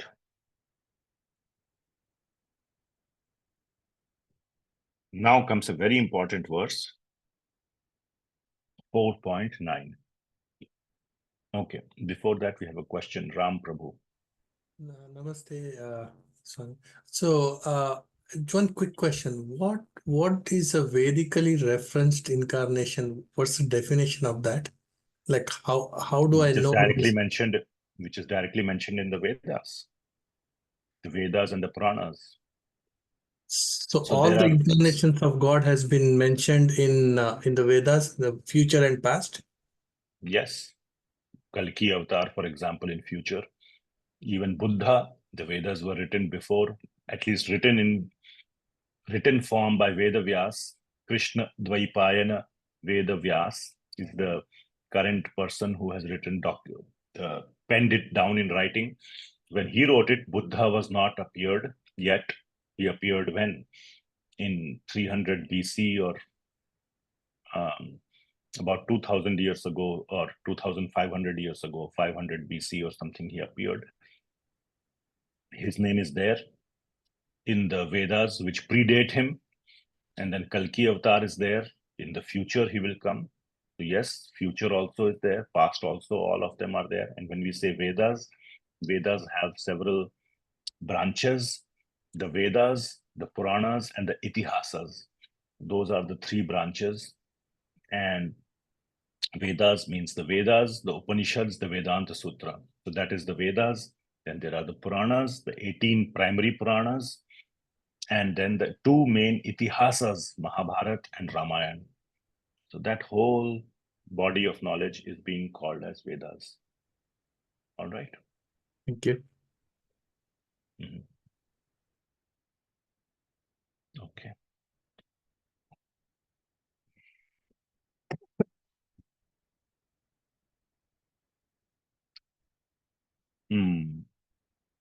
Yeah. So where would we? Chapter 9. Oh, sorry. Text 9. Chapter 4, text 9. Very important verse. And here, Lord is saying a couple of very, very important things. So let's read this verse. Janma karma cha me divyam evam yo vetti tattvataha tyaktva deham punarjanma naiti mam eti so Arjuna. It's a very important verse for the Bhakti Shastri students. I think this is a memorization verse. And even if it is not a memorization verse, you all should memorize it. It has so many important points in it, and a very beautiful verse. So what it says, Janma karma cha me divyam. So the Lord, again, he's using the word Janma, but that I have clarified. And he is clarifying it here again, that Janma karma, the Janma or the appearance, and karma means his activities, his lilas, are spiritual, are not human, are not material. They are me divyam. Right here he's saying Janma karma cha. Cha is referring to Janma and karma, and me of me are divyam, are transcendental, are spiritual. Right there he is saying. So that's the first point, that his appearance and all his leelas are divyam, are spiritual, are not material level. And second point, evam yo veti tattvataha. And one who veti means to know. Veta, we said Veda, or Veda means to know. Veti, evam yo, and who veti, knows tattvataha. That is very important, and that's why this line I have put it in different color, blue color. This is very important. One who knows, and we will talk about the meaning of knowing, the essence or the deeper meaning of what it means to know. But let's just say it, Veti. Lord Krishna could have just stopped at Veti. He added the word Tattvataha, knows me to the essence, to the core. Evam yo Veti Tattvataha. What is the result of that? Tyaktva deham, on quitting the body, tyaktva. Tyaktva means to quit. Tyaktva deham, on quitting at the time of death, at the time of quitting your body. Punarjanma neti, na iti. No punarjanma, no next birth, which means you get liberated from the cycle of birth and death. Mam eti, And where do you go? You don't go to your next material life. You come to me, Mameti. Arjuna. So Arjuna, my dear Arjuna, that is the meaning of this verse. Okay? So three very important things in this verse. And I have put all those here in these bullets. First is Lord's Janma and Karma is spiritual, not material. Second thing is our goal of life should be to Veti Tattvataha, this thing, Janma Karma Cha Me Divyam. Our job is to Veti Tattvataha, to know it in essence. Try to know it in essence. Spend our whole life trying to know it in essence. And the third one is the result. If you do that, what will happen? Punarjanma na iti. No more Punarjanma. This will be your last life, last material life. You will be liberated after this life and go to Krishna, Mameti. Okay, so these are the three important points in this verse.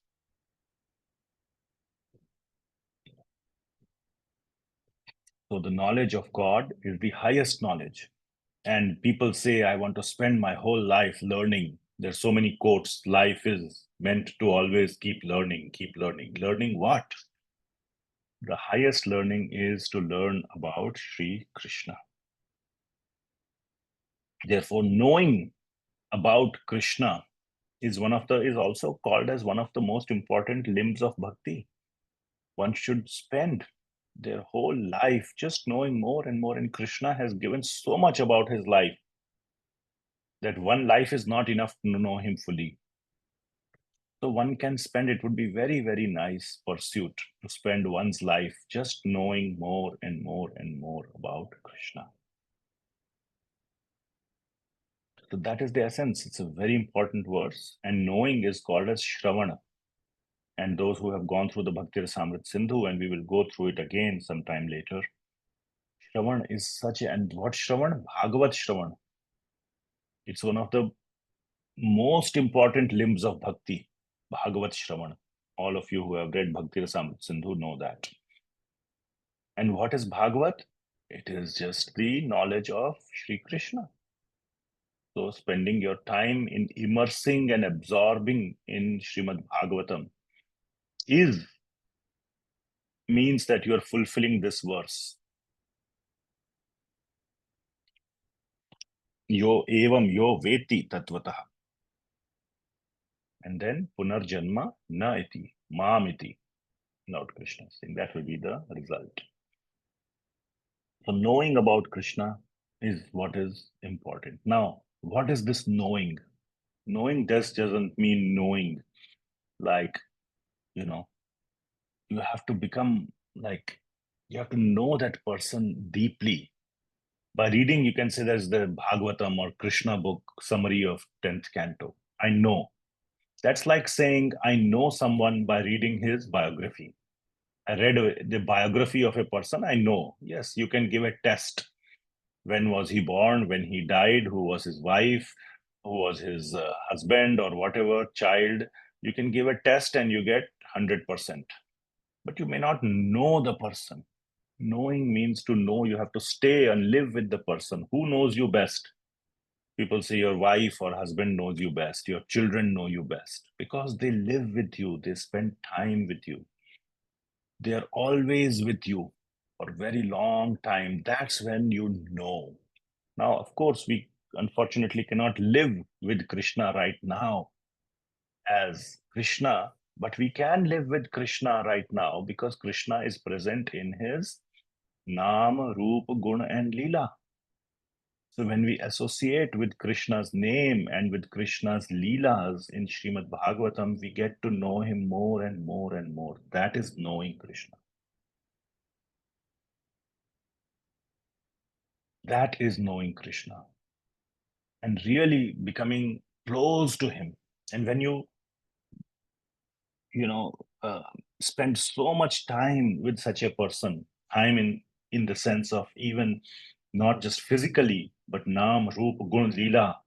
In that way, when you spend time, you constantly occupy your mind with Krishna Katha, then you know him, and then he will occupy your mind always. He will be there in your mind all the time. As much as possible, you should do this. And then also at the time of death,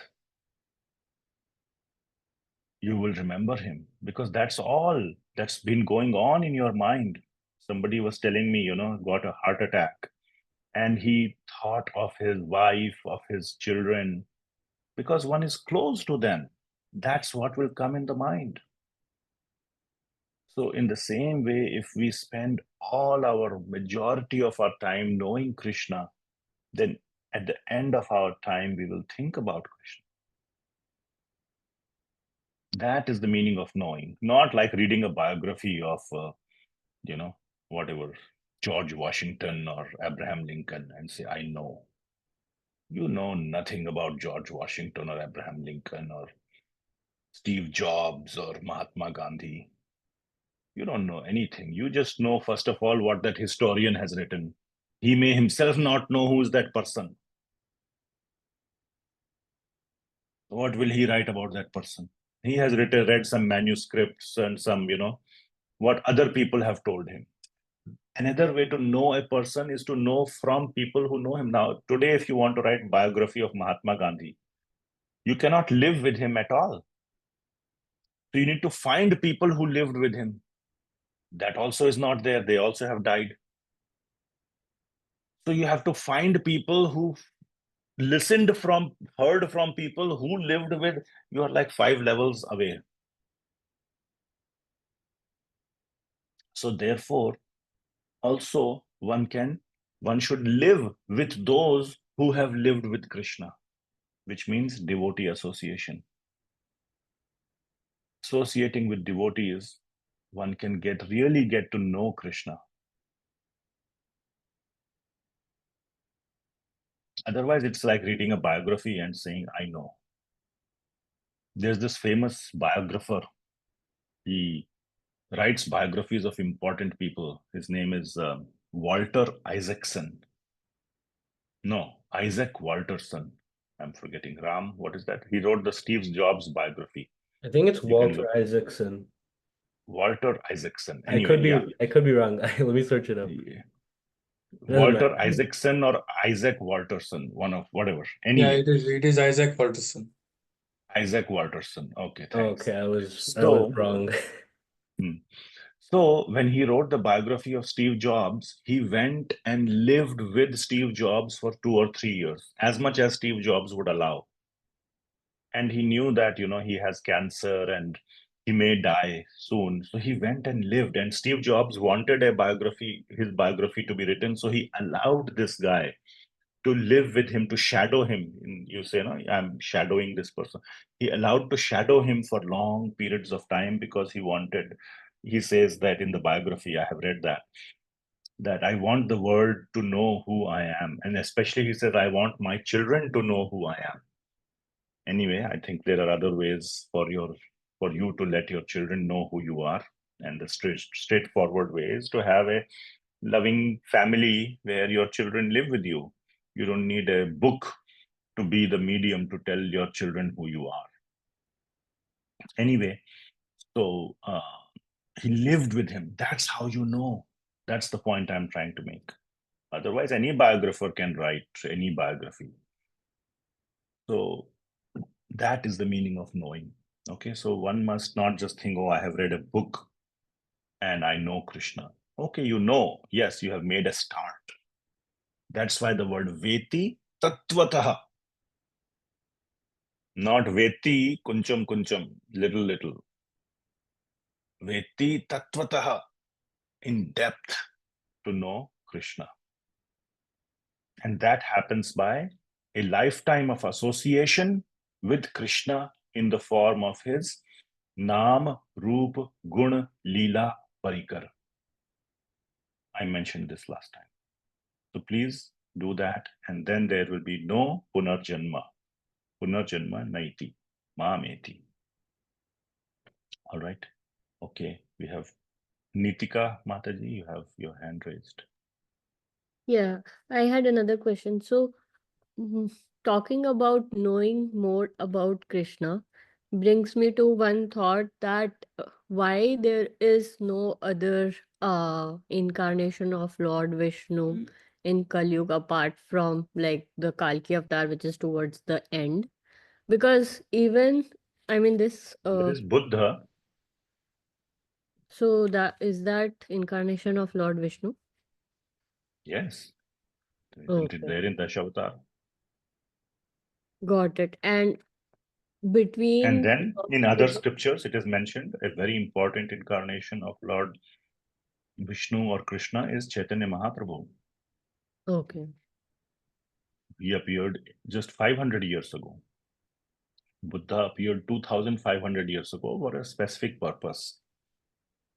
And his purpose also was like what I was saying about the science. He was got like a it. scientist. He was like a Newton. At that time, ahimsa was happening. Sorry, himsa was happening a lot. So Lord Buddha's one and only agenda was ahimsa. You might know this Yeah, yeah. because a lot of animal sacrifices were going on. And people were saying, we'll just kill the animal and it will be good for you. And you should eat the flesh of the animal after killing it. And people were very happy because they were, getting a dharmic, so to say, dharmic license to enjoy on the cost of somebody else's suffering. And what is best if, it is licensed, if it is sanctioned by the higher authorities. And to stop all that malpractice, Lord Buddha appeared. So anyway, but Lord Chaitanya's incarnation just 500 years ago is far, far more relevant because it is directly in the direction of bhakti. Buddha did not talk about bhakti, but so yes, that is another incarnation. It's not part of the Dasha avatars, but it is very much an incarnation. I have a class somewhere. There are so many other Puranas, Agni Puran, Padma Puran, so many other Puranas have references of Lord Chaitanya being the incarnation of Lord Vishnu. Got it. And is there going to be any other avatar in between now and Kalki avatar? Not that I know of, as Got it. mentioned in the Vedas. So in that verse, it says, right, that yada yada hi dharmasya, and whenever like the dharma goes down. So in the future, in Kali Yuga, it is expected that dharma will go down. Yes. So, Yes, dharma will go down, and that is the design of Kali Yuga for the people to become degraded, yeah, and so that all the people, and the degradation is not the main point. The degradation is a consequence. It is a consequence of what? It is a consequence of excessive sense gratification. Again, this is again what I had explained earlier in previous classes, that when there is excessive desire for sense gratification, sinful activities automatically result yeah, as a part of it, because you cannot, by legal means, you cannot have excessive sense gratification, isn't it? Even in communist countries or whatever, where people have absolute power, they still have to become corrupt to become so rich and so powerful. And that is sinful. So, sinful activities are simply a consequence of the excessive sense gratification. And excessive sense gratification is the hallmark of Kali Yuga. So all those people who have a lot of pious credits in the past and want to enjoy excessive sense gratification and have those desires and have the required credits, the pious credits to enjoy that sense gratification at that level, will take birth in the Kali Yuga. They will enjoy sense gratification, whatever means of unrestricted sense gratification that you can imagine. They will enjoy as a part of it. They will commit sinful activities, and that is the real, the what we call a ghor Kali Yuga hai. Very yeah. degraded Kali Yuga will appear in that form. And that is the design. And even Parikshit Maharaj could not stop it. If you read Srimad Bhagavatam, Canto 1, chapters 16, 17, 18, you will see Parikshit Maharaj wanted to kill Kali Yuga, the personality of Kali Yuga. I'll not let Kali Yuga start. So immediately after that, Satyug should start. And he was corrected. He said, no, you cannot change the cycle of time. There needs to be a time when people who want to enjoy unrestricted sense gratification should get an opportunity to do that. It's their free will. Even though it causes their degradation, that's fine. If that's what they want to do, they want to do. And Kali Yuga is the opportunity to do that, and such people take birth. Another point of Kali Yuga is that with that kind of situation, spiritual bar is reduced by Bhagavan. And that is what this is the benefit, that because the situation is so bad, that simply by taking the name of Krishna, you can become liberated. Yes, there is this beautiful verse in Srimad Bhagavatam. So now if you want to read more about Kali Yuga and the effects of Kali Yuga, you should read Canto 12 of Srimad Bhagavatam. In the 3rd chapter, the last verse of in Canto 12, 3rd chapter, there is this word, Krite tadhyayato Vishnum, Tretayam yajato makhaihi, Dwapare paricharyayam, Kalau tad harikirtanat. Canto 12, let me show you. And that is the great benefit of Kali Yuga also. So one should not just think Kali Yuga is bad, Kali Yuga is good also. Srimad Bhagavatam, Canto 12, chapter 3, last verse, I think. Yes. Yeah. Krite tadhyayato Vishnu. Krite yadhyayato. In Krite means in Satyuga. Whatever benefit was obtained by meditating on Vishnu, Tretayam yajato makhai. In Treta Yuga, by doing these very elaborate yagyas, that benefit was obtained. So it's a lower, made it little easier. Dwapare paricharyayam. In Dwapar Yoga, even easier it was made by just doing worship of the Lord, not along with all the big yagya procedures. Kalau, in Kali Yuga, tad hari kirtanat. That same benefit is obtained simply by tad hari. Dhari means, dhari is like a joint word. Tad hari kirtanat. That same benefit is obtained by Hari Kirtan. So even easier it has been made. No need to even worship the deity. Simply sitting inside a closed room with no deities in your, solitary even, you can do Hari Kirtan. That is the beauty of Kali Yuga. So it is Kali still Yuga has possible benefits for... also. Sorry. Hmm. I was just asking, is it still possible for people in like Kali Yuga living today to get liberated and achieve moksha? Course. Why are we having this course otherwise? Then I'm fooling you. That's the whole point of Bhagavad Gita and Srimad Bhagavatam. Both were spoken, not just written. The Vedas were written at the beginning of Kali Yuga by Vedavyasji, but they existed before. But Bhagavad Gita was spoken fresh at the time of beginning of Kali Yuga. Similarly, Bhagavatam was spoken at the time of the beginning of Kali Yuga. And that is meant for our moksha, for our spiritual goals. Obviously, it is possible and it is very easy. There's another beautiful verse in the same, I think it's I can't remember the verse number. I can't remember the verse number, but the verse is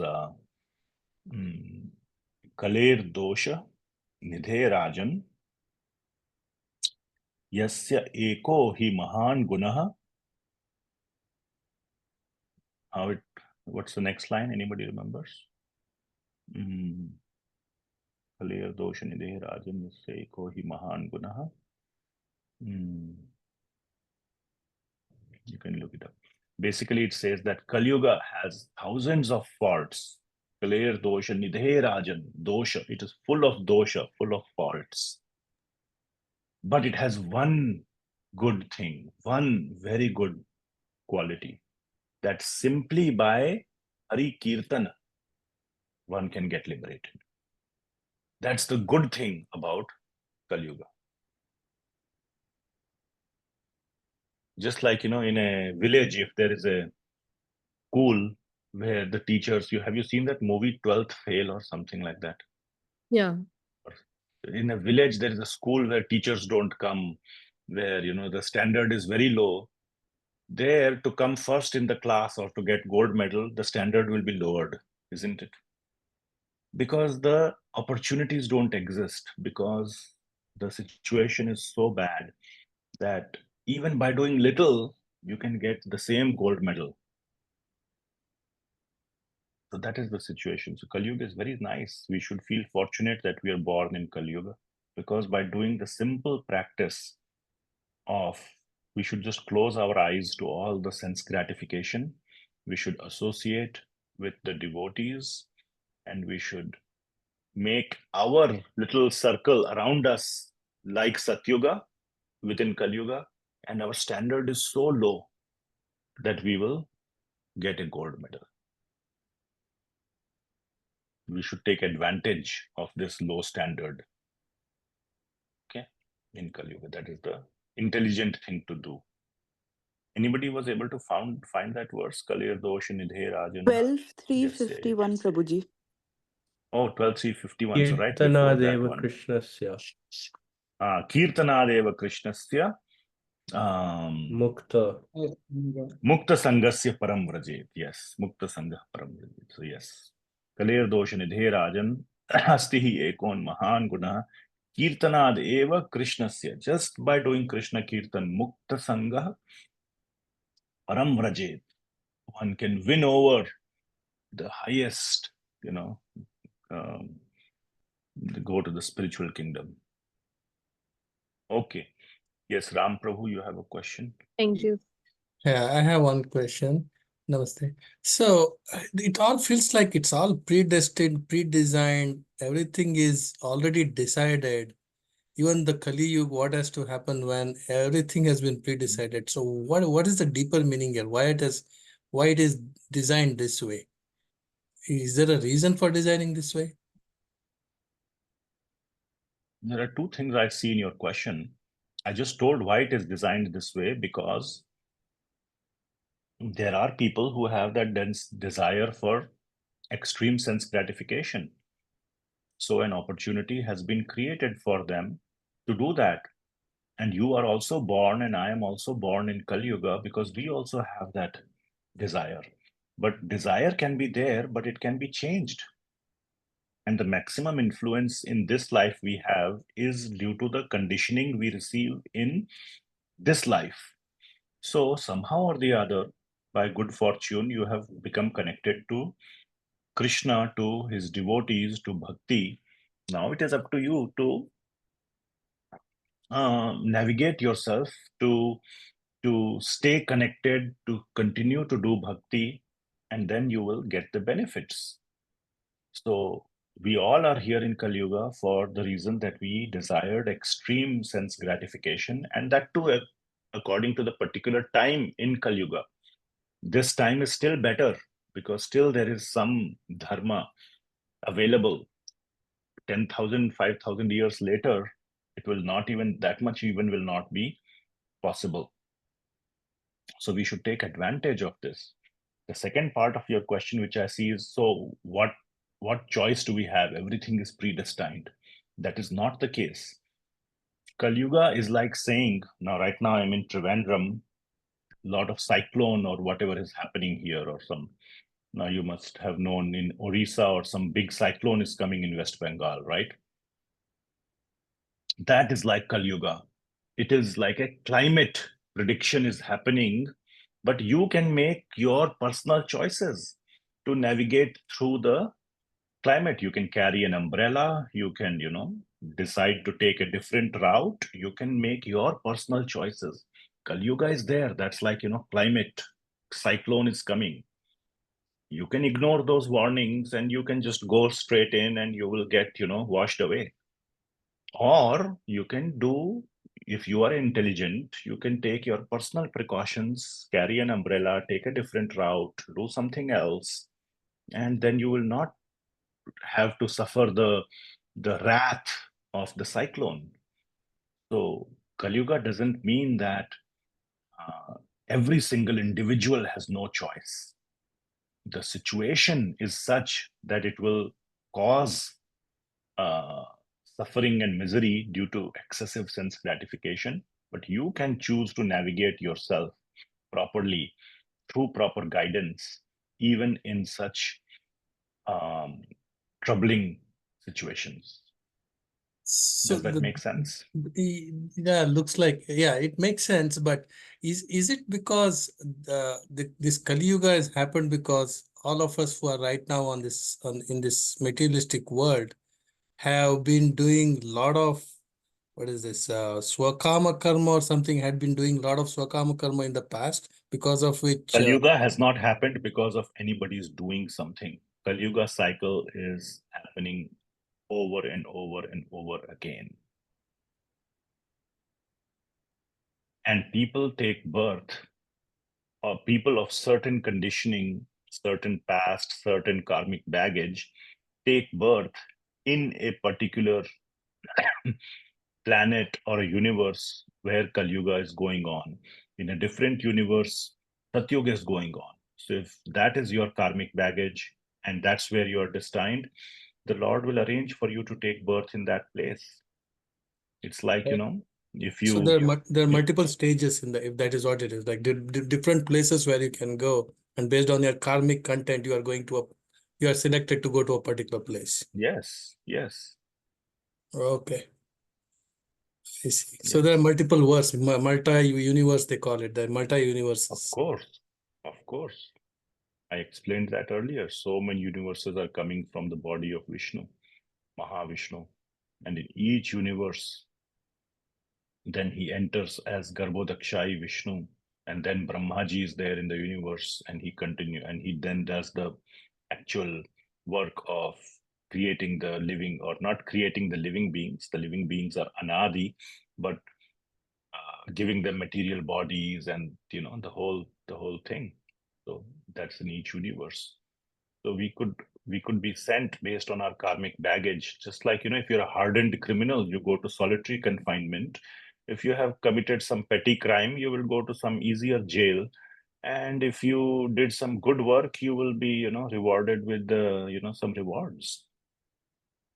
There are different kinds of jails and different kinds of levels of rewards, and based on your karmic baggage, you are sent to those places. Amazing. Okay, this is quite an eye-opener to me. Thank you. Bhagavad Gita is certainly an eye-opener. Yes, Rajvidya Prabhu, Ragatmika Mataji. Hare Krishna, Prabhuji. Hare Krishna. Prabhuji, regarding query was regarding the shloka that we just read. Tattvataha, knowing Bhagwan in Tattva. So is it safe to assume that it is possible to know Bhagwan in his Tattva only by pure devotees? Only pure devotees can Yes. achieve? Okay. No. Wait. Only by pure devotee. No, you become a pure devotee by doing this. Okay, it's not like you have to be a pure devotee and only then you can get to know in Krishna in Tattva. Then there is no hope for anyone of, at least for me. I'm not a pure devotee by any stretch, and many of people are not either. So to become pure devotee, one must do this, and this can happen in the association of pure devotees very easily. We must try to find other pure devotees and hear Krishna Katha from them, know Krishna in Tattva, and then continue our journey to become pure devotees. You don't have to be a pure devotee to start the process. Then how if it is a end goal, Prabhuji, to be a pure devotee, you have to follow this process of bhakti. So first of all, it will be a challenge to find who are pure devotees. Because that's the end goal. If you are saying that's the end goal. So, yes. So that's a follow-up question from your comment. But my question, main question was like, can you give some references like in Srimad Bhagavatam, like we have Dhruva Maharaj, we have Prahlad ji. So they were all pure devotees. And so they knew Bhagavan and Tat. Is that correct? Or is another example? Well, Dhruva Maharaj, in that sense, in Bhagavatam, was not a pure devotee in the beginning. He was a small child and he was full of anger and full of, passion. I want a kingdom bigger than my father. What does he think? I cannot sit in his lap. I will show him. He thinks he's a big king. I will show him I will be a bigger king than him. That's not the lakshana or characteristic of a pure devotee. So, but when he came in contact with another pure devotee, Narad Muni, and he gave him association of the Lord through the name, he gave him the mantra, Om Namo Bhagavate Vasudevaya. What did Dhruva Maharaj do? He associated with that name, intensely he associated. Would you agree? There was intensity in his association with that mantra, and for a long period of time. And then he could directly see Krishna. So he associated with Narad Muni. He associated with the name Om Namo Bhagavate Vasudevaya, and that's what resulted. So, and same thing with Prahlad Maharaj. In the womb of his mother, he heard Krishna Katha when his mother was being attacked by Indra. He said, this son of Hiranyakashipu already is such a bad guy. His son will be even worse. Let's kill the mother while she's pregnant, Kayadu. Then Narad Muni said, no, don't kill. He will be a great devotee. Let me take care of this lady. So he takes the wife of Hiranyakashipu, and in the womb, Prahlad Maharaj hears Krishna Katha from the mouth of Narad Muni. All that is great association. And Prahlad is born a pure devotee, like, already perfectly gift wrapped and packaged as the purest possible devotee. He is born. So it was also a result of the association of a pure devotee. Another question that I heard in your question was that how do we find a pure devotee? In today's world, Narad Muni, won't appear in front of us, for example.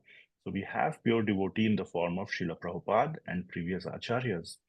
And we can read their commentaries, their writings. Let's start with that.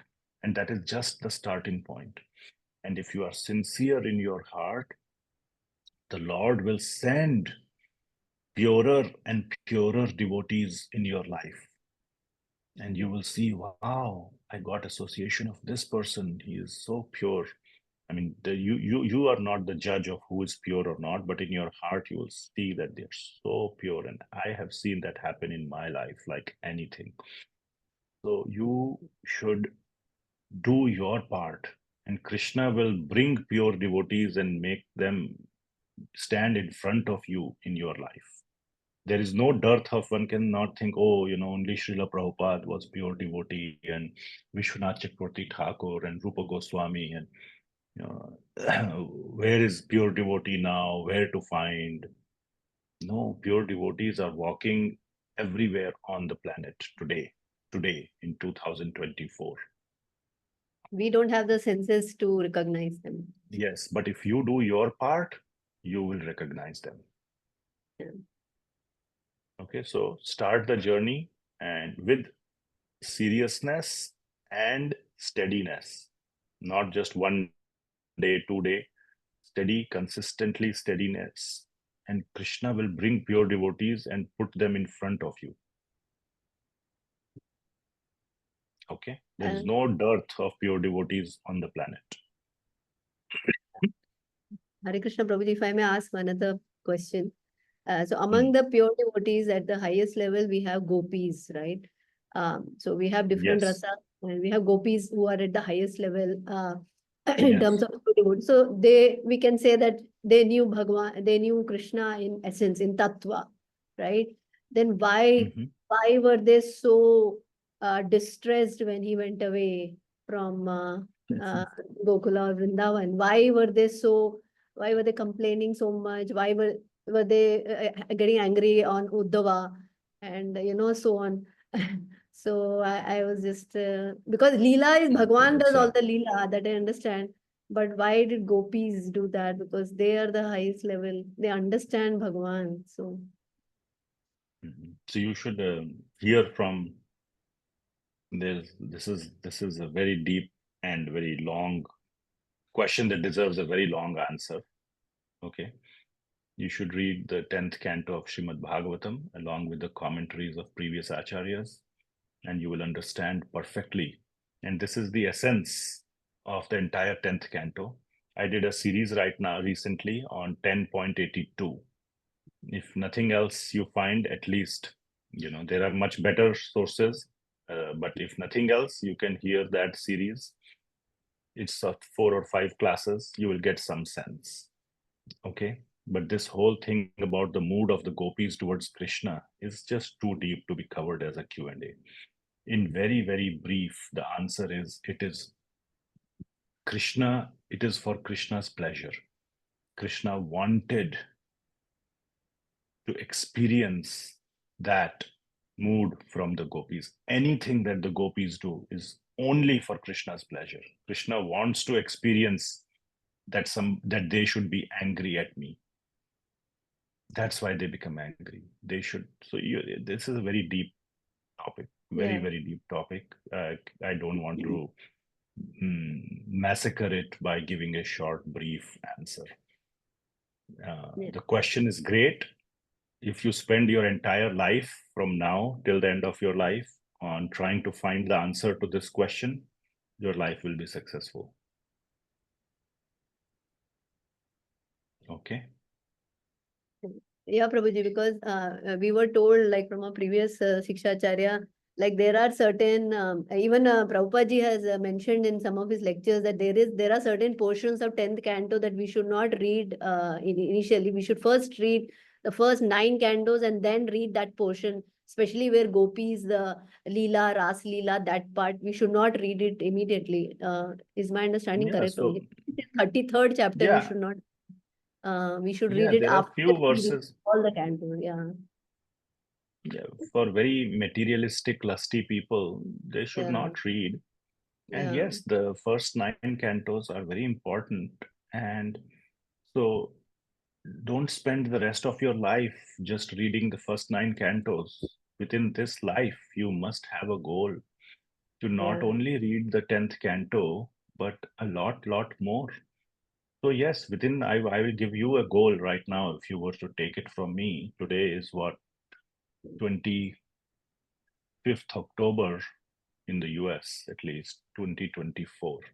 By end of next year, 31st December 2025, okay, 1 year and maybe 2 months, right?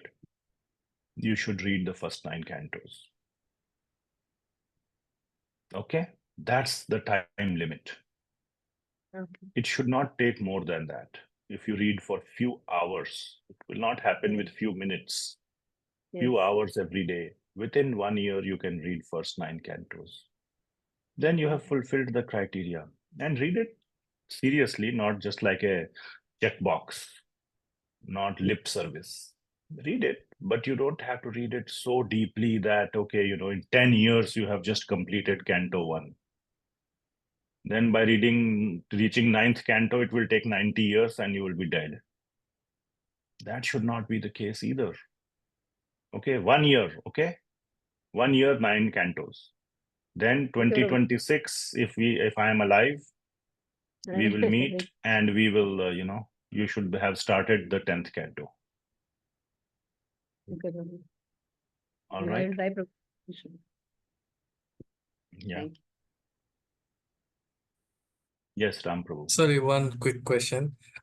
So all these avatars of God, right, have mostly been in the Indian subcontinent, right? Ram, Krishna, Buddha, Why and so? Huh? Sri Padupa. Yeah. Why is it only concentrated in that area and not in the rest of the world? Very nice question. All right. So recently Nobel Prizes were announced, right? They are always announced in beginning of October, correct? Right? Who gets Right. the Nobel Prize? Tell me. Tell me. Yeah, whoever The has done best in professors, that. Yeah, the professors mostly, right? right. There was somebody from Princeton who got it, some guy from MIT, some guy from, what was the other place? University of Washington, I believe, or somewhere. All from professors from universities, correct? Mm-hmm. All right. Why not from your street? Why somebody from your neighbor doesn't get it? Because the concentration, because okay. the concentration of such people happens in the universities. That is the hub. That is the hub. When dignitaries arrive, let's say Narendra Modi is going to visit the United States, where would he go? Would he go to Portland, Oregon, or would he go to Washington, D.C.? Washington, Tell D.C. me. Why he doesn't come to Portland?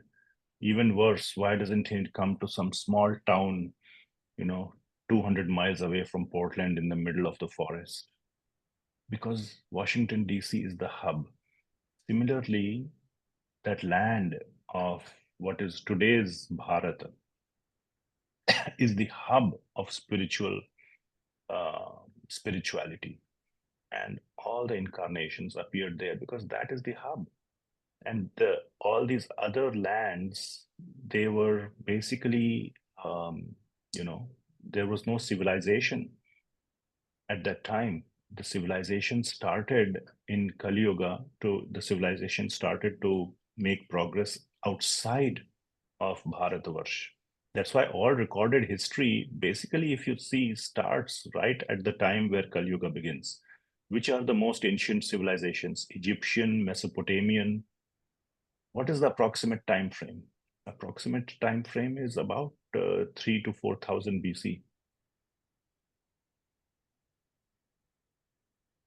So all these the civilization that occurred before that time in Dwapar Yuga was concentrated in what is the modern Bharat.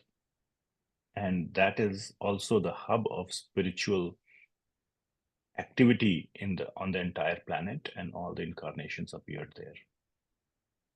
And Kalki Avatar is also expected to happen in the subcontinent now that people have Yes, spread all over absolutely. the world. Yes. The location is also mentioned in Srimad Bhagavatam. Going to be somewhere in South India. The name of the village, the name of the father and mother is also given. And then year as well, the year. Approximate time frame is given, yes. I see. Okay. Thank you. Okay, thank you. Okay, we don't have anything else, so we will conclude here. Sorry, I think we went pretty much over time, so sorry for that. And we will see you, I don't know, we will see you next week or not, where we will be. Today I happened to have good internet, so we were able to do it. We will continue chapter 4 next time. Thank you very much. Srimad Bhagavad Gita ki jai, Srila Prabhupada ki jai. Hare Krishna. Hare Hare Krishna. Thank you, Prabhuji. Thank you, Mataji. Hare Krishna. Thank you. Sorry it was very late for you. Hare Krishna, Prabhuji. Hare Krishna.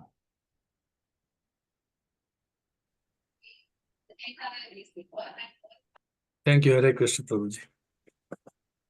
Hare Krishna. Okay, I will close the call.